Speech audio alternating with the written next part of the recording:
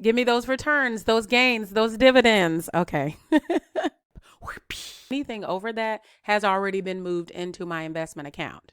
So you'll want to look for something like this in your HSA profile. Hey, Noir commented on a recent video and made this request. Maybe you can do a little video about how you are investing the HSA. I mean, as someone who just maxed out HSA for the first time in my 30s, unfortunately, I'd personally be interested in how you're allocating the funds for the future. I tried to add the spirit of the emojis. And of course, I'll share this. Congratulations on maxing out your HSA. I am in the same boat. I maxed out my HSA for the first time in my 30s as well. And hey, it is never too late to get started. Better late than never. By the way, check out Noir's channel. I am talking clever, creative. Y'all, that Halloween special, oh my gosh. Just go check out a few of the 1-minute reviews. You'll see what I'm talking about. Just 1 minute.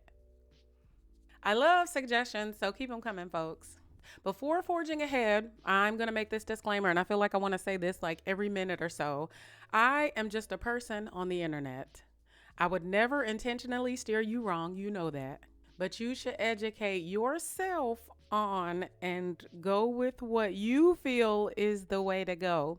Now that goes for my advice or the advice of anyone on the internet.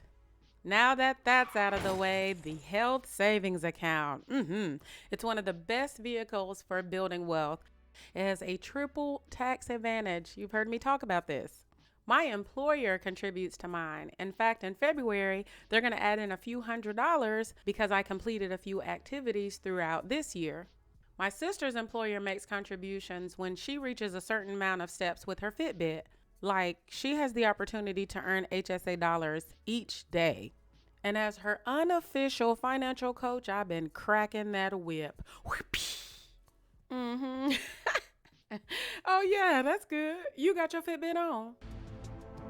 Hey, there's nothing wrong with getting a little help to build wealth. If you have access to an HSA, you should really look into it. As you know, earlier in the year, I contributed the max to my 2020 HSA and just recently contributed the max to my 2021 HSA. So we're going to crack open my account and talk through how I'm investing with it. Now, keep in mind while you're contributing what the contribution limit is for the year. If you go over that amount, you'll have to spend from your account until you're back under that balance, or you're going to get penalized, and you don't want that. So here's the front page of my HSA account. To maintain that triple tax advantage, I primarily contribute through my payroll, but I'll definitely add in other payments whenever I feel like it, or if I'm trying to meet a deadline or a contribution limit a bit faster. Now I'm going to take you here to this investment. Before I was granted an investment account, I would come into this account, and when I click on investments like I just did, I would see this screen, and I'm going to read to you what it says. Investment rules for your health saving account. It says you must maintain this balance in your HSA in order to invest. That's $1,000. Your current HSA balance is $995.07. Transfers from your HSA to your investment account must be greater than or equal to $1.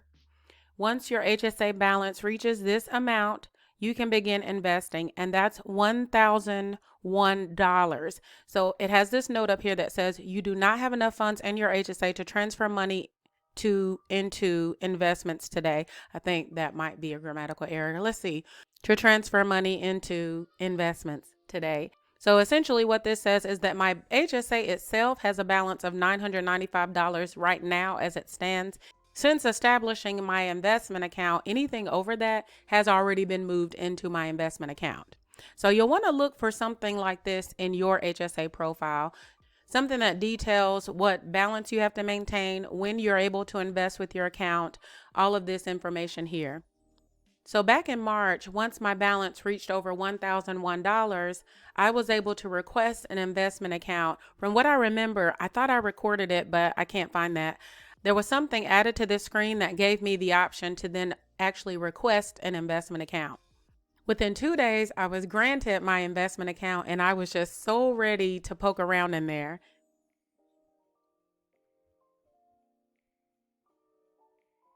As soon as I was granted access, I went looking for the investment options. I even printed them out because I really wanted to dig in.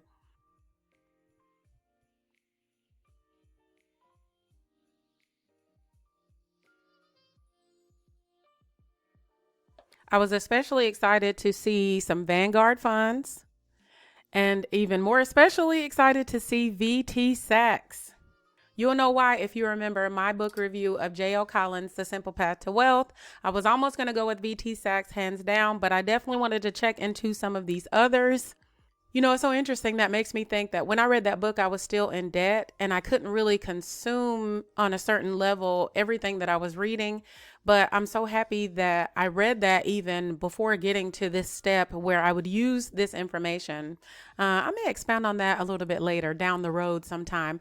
While making my decision, I did come out on the tube to educate myself. I found a couple videos that really helped me learn a lot about index funds. If I can find them, I will link them below. But looking at this list, you can see the year-to-date returns and the year-over-year returns. And I'm thankful to have all of these many options. But looking at this year-over-year, this made me even more comfortable deciding to go with vtsax. What you can't see over here is the expense ratio. I'm going to see if I can move you over there, because you'll also want to make sure to be aware of any fees or any expenses associated with your selection. Just like the Roth IRA, you can contribute to your HSA investment account. Like you can add money to this account. You can roll over or transfer money from your HSA account. Like the Roth can transfer money from your bank or credit union and still not be investing with it. After your contribution or deposit, you must then allocate the funds to what you plan to invest in. So you can see here, I've decided to allocate 100% to vtsax for now. So back here, I've set up my HSA account so that anytime my balance is over that $1,001 threshold, any amount over that will automatically be transferred to my investment account. And then in my investment account, I have it automatically set up that any balance in this account is 100% allocated to vtsax and to purchasing shares of vtsax. So in a sense, I have it on autopilot, and I just need to make sure not to over contribute and to occasionally check back in on my gains. Hey. Before I head out, this view is fairly new. You can see here this banner. They have a new My Performance page, and I love it. I'd historically found it difficult to easily find what my returns were or are and what my gains are. And now I'm able to see that nice and easy. So you can see here the date range. And then down here at the bottom, let me move you over just a little bit. It says the net investment, the market value here. But down here, the beginning balance as of March 27th. Transfers in, transfers out, no ma'am. My earnings, and then the ending balance. And I love seeing this earnings amount. I am in there. Give me that money. Give me that compound interest. I am with it. Give me those returns, those gains, those dividends. Okay.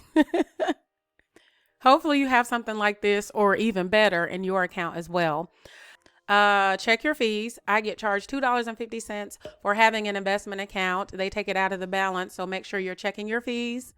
And that's about it. Thank you, Noah, again for your question. And you, let me know if you have any questions.